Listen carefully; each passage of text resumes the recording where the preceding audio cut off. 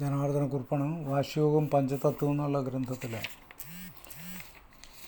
182-ാം പേജിൽ പഞ്ചഭൂത ധ്യാനത്തിൽ രണ്ടാമത് ജലതത്വധ്യാനം.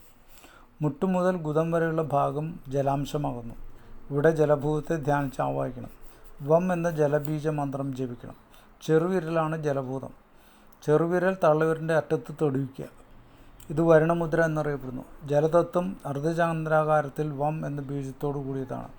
ഈ ജലതത്വത്തിൽ വായുവിനെ ചേർത്ത് വകാരത്തെ സമന്വയിപ്പിച്ച് ചതുർബാഹും കിരീടധാരിയും സ്ഫടിക ശങ്കാശനും പീതാംബരനും അച്യുതനുമായ നാരായണനെ ധ്യാനിക്കണം.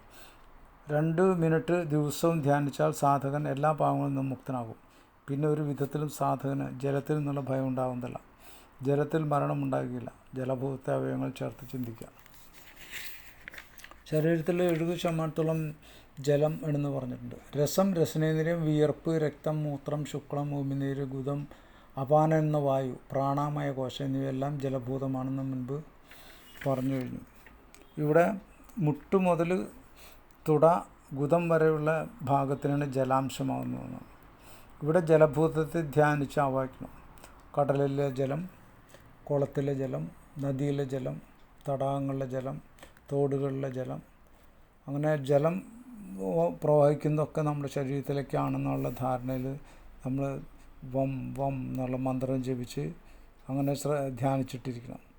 ചെറുവിരൽ പിന്നെ തള്ളവിരലിന് അറ്റത്ത് തൊടുവിക്കുന്നത് വരുണമുദ്ര.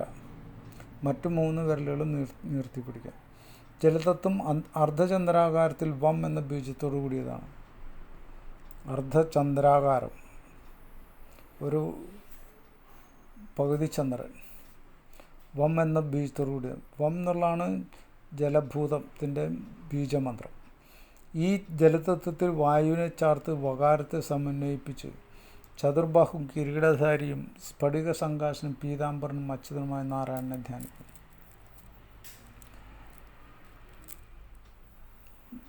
നേരത്തെ പറഞ്ഞു ഭൂമി തത്വത്തിൽ ലകാരാണ്. അവിടെ ചതുർമുഖനായ ബ്രഹ്മത്തെ ധ്യാനിക്കണം പറഞ്ഞു. ഇവിടെ വകാരമായിട്ടുള്ള ഈ തത്വത്തെ നാരായണനെ ധ്യാനിക്കും. നാരായണൻ, ലക്ഷ്മി. 2 മിനിറ്റ് ദിവസവും ധ്യാനിച്ചാൽ സാധകൻ എല്ലാ പാവങ്ങളിൽ നിന്നും മുക്തനാകും. പിന്നെ ഒരു വിധത്തിലും സാധന ജലത്തിൽ നിന്നുള്ള ഭയം ഉണ്ടാകുന്നില്ല. ജലത്തിൽ മരണമുണ്ടാകുകയില്ല. ജലഭൂതത്തെ അവയവങ്ങൾ ചേർത്ത് ധ്യാനിക്കുക. നമസ്കാരം.